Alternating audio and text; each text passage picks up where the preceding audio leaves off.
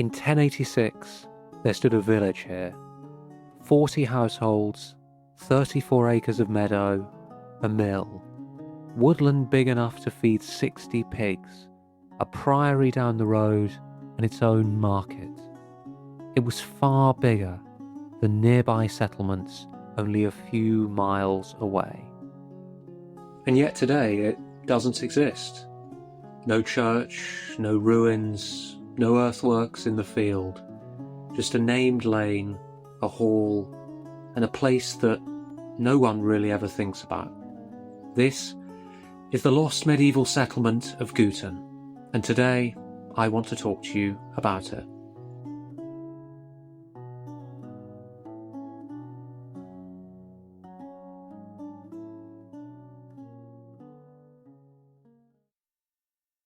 The earliest record we have for Guton is the Domesday Book, where the settlement is recorded as Gutha Catuna, and the entry is extraordinarily detailed. 40 households, 4 villagers, 18 freemen, 16 smallholders, 2 slaves, 3 lords' plough teams, 7 men's plough teams, 34 acres of meadow. On top of all of this, there was woodland capable of supporting 60 pigs, 1 mill, 4 cobs, 14 cattle, 12 beehives, and in total an annual value to the Lord of £6. To understand what that means, you need to put it in context. Brandeston, right next door, 4 households. Reetham, the market town, 18. Causton, 26. You actually have to go all the way to Aylsham to find anything comparable. So Guton was, by almost every measure, one of the most important parts of this part of Norfolk. So what happened? To explore this, I want to look at 3 different areas: the topography and geography, the history and context, and then finally explore some of the reasons why Guton disappeared. One of the things I wanted to do for this report was actually show you what the landscape around Guton looks like in terms of elevation, because the topography matters. It tells you why the settlement was where it was, and it helps you understand both its economy and where it might have actually stood.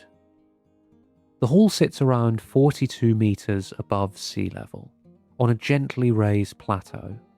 That's the seasonally wet meadowland, the 34 acres recorded in Domesday. You can see it here, physically expressed in the landscape. That low-lying ground would flood in the winter, dry out in the summer, and it still does. It's essential for livestock. Here you can see the watercourse, originating near the Brandeston Lane and Causton Road intersection, where it runs south, eventually draining into the River Wensum. This is almost certainly the stream that fed the Domesday Mill, though the precise mill site has never been found. And look at this. When you compare Guton's position to Causton and Reetham on the road network, you see a structural problem. Where Guton sits off the main routes, Causton and Reetham are on them. And I think what this illustrates, even before we get to the history, is how much geography shapes which settlements survive and which ones don't. I think what I find so fascinating about this is that before you've even put a spade in the ground, the landscape can already tell you so much. It can tell you the plateau on which the hall stands. It points out the meadow. It points out the lanes. So whilst the settlement may be gone, the landscape and environment will always be there. The second thing I want to turn to is the ownership of the manor, and what the decisions that the owners did or didn't make reveal about the settlement of Guton, and how it is connected to some of the most important players in English medieval history. Before the Norman conquest, Guton was held by a free man called Leston, part of the great estate of the king. After the invasion, though, William stripped him of it and granted Guton to a knight from Brittany called Tihel, who had crossed the Channel with him in 1066. For the next century or so, Guton simply fell around in royal hands, until 1215, when it fell into the hands of the Chief Justiciar of England, Hubert de Burgh. And it's here that our first local lords get involved in the story of Guton. The family that I want to discuss first is the Peach family. The Peaches are the first owners for whom we have a really substantial documentary evidence. Hundreds of charters in the archives at Oxford University. But the thing I want to focus on is this. This is the market charter granted in 1264 during the reign of King Henry III. What it grants to the Lord of Guton is a weekly Friday market and an annual 3-day fair commemorating John the Baptist. Now that's obviously a big deal. A market charter signals commercial ambition, but it also symbolises the viability of the settlement. But here's the structural problem that I mentioned earlier. Reetham received its market charter in 1277, Causton in 1263 and Aylsham in 1274. Although Guton had its market before Reetham and Aylsham, it was those settlements which survived, a structural issue that the settlement would always face. I want to turn next to the second family that appear in the Guton records, and that is the Ginny family. And they're actually the local lords at a nearby settlement called Haveringlin, only a few miles away. The Ginnies get involved in Guton through the marriage of William Peach's daughter, Marjorie, who marries Roger Ginny. By the end of the 13th century, they'd already achieved a lot. Summoned to fight in the Welsh campaign of Edward I in 1282, Roger had managed to secure the right to appoint the parish priest. He'd reasserted grazing rights and hunting rights, and even after his death, his wife Marjorie had consolidated the estate even more. The Ginnies also founded the nearby local Augustinian priory at Haveringlin called Mountjoy, patronising it for almost 3 centuries.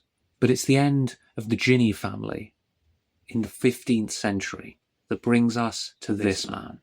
The veteran military commander of the 100 Years' War, Sir John Fastolf. Alongside his military career, Fastolf was a major landowner across Norfolk and Suffolk. By the 1430s, the manor of Guton had passed to a descendant of Roger, a woman named Marjorie Ginny, and multiple people were claiming rights to it, chief among them Fastolf. To resolve the dispute without going to court, Fastolf deposited 1,000 marks with the Mayor of Norwich as a bond. The deal was simple. If he remained in undisturbed possession through to Trinity term, he kept the manor and the money went to Marjorie and her heirs. If he was dispossessed, the money would come back to him. By the summer of 1436, Fastolf's possession was confirmed. Now for Fastolf, Guton was one manor among many. But obviously for the people living there, this was their home. They'd ploughed the same fields their parents had ploughed. They paid their rents to the manorial court. This was their home. And for 2 decades, Fastolf's men had managed the estate well enough. But by the end of the 1450s, things were beginning to go wrong. In January 1449, it was reported that Guton's bailiff, Bartholomew Hulver, had disappeared out of nowhere. Alongside this, reports said that the church at Brandeston was evil served. What happened next would haunt the manor and settlement for the next 15 years.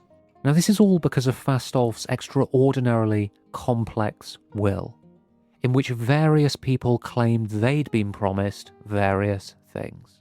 Among the claimants, the Paston family, a rapidly rising Norfolk gentry family connected to Fastolf through his network. It's with all of this that you might expect the manor to grind to a halt, but it didn't.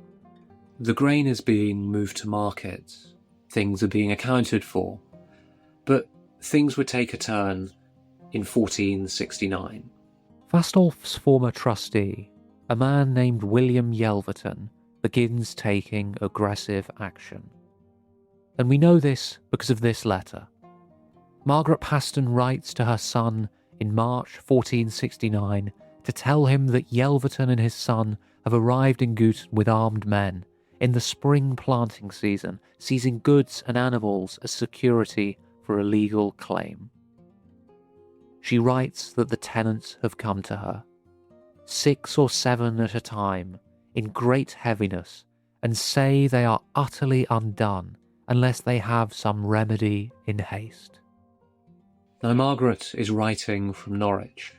Sir John is away on business in London, and so the people of Guton have to turn to a person whose relationship to the settlement is only through account rolls and grain sales.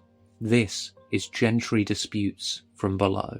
By June 1473, though, the Pastons had given up. John Paston gave up his right to the manor of Guton to William Waynflete, the Bishop of Winchester and the founder of Magdalen College, Oxford. He did so in the presence of some of the greatest minds of the 15th century, including John Morton, who would later become the Cardinal Archbishop of Canterbury. By 1480, Waynflete was in control of the manor, formally handing it over to the college he's founded, Magdalen College, in 1483. From then, Guton becomes a column in a rental account. The college held Guton Hall until 1979, 500 years. And it is only because Magdalen College kept such meticulous records that any of this can be reconstructed at all. So, what we have is a well-documented, economically active medieval settlement, connected in multiple ways to some of the most famous figures of the medieval world. So what happened? I think there are 2 main reasons, and both of these reasons compound the other. The first reason is the Black Death. The Black Death arrived in East Anglia by 1348, and by estimates killed between 1/3 to 1/2 of the population of England. We know it hit this area because of what's inside St Nicholas's Church in Brandeston, the church that would have served both Brandeston and Guton throughout the medieval period. In the North Aisle, there's a ledger slab. It commemorates Thomas Andrew, the rector, who died in 1349. The pandemic left tenant lands vacant, drove up agricultural costs, and collapsed demand for market goods. The second reason is one that I've already mentioned: absentee lordship. During the peach and ginny periods, the people of Guton could rely on a locally present lord, investing in the community. And then you have Magdalen College, Oxford, who simply record Guton as another source of rental income. If the records are to tell us one thing, it's that Guton didn't fall. It faded. And when settlements like this fade, they leave questions. And in the case of Guton, one question more important than the rest. That question is simple. The exact location of the settlement has never been confirmed. So where is it? Edwin Rose of the Norfolk Archaeological Unit proposed in 1979 that it lay somewhere near Guton Hall. An early Anglo-Saxon hanging bowl fragment found nearby suggests long human activity on the site. But no geographical survey has been conducted, and thus the historic record still lists it as unknown location. I think what I find most interesting about the settlement of Guton is this. The historical record is only preserved because of the meticulous records held by Magdalen College, Oxford. Without those 345 charters, along with letters and other documents, the history of Guton, the market charter, the interventions from the Paston family, the 100 Years' War connection, and so much more would be lost to time. Put simply, it was once in the top 20% of settlements in all of England. And now it is just a sign on a lane, a small hall built at the beginning of the 20th century. Put simply, that is Guton.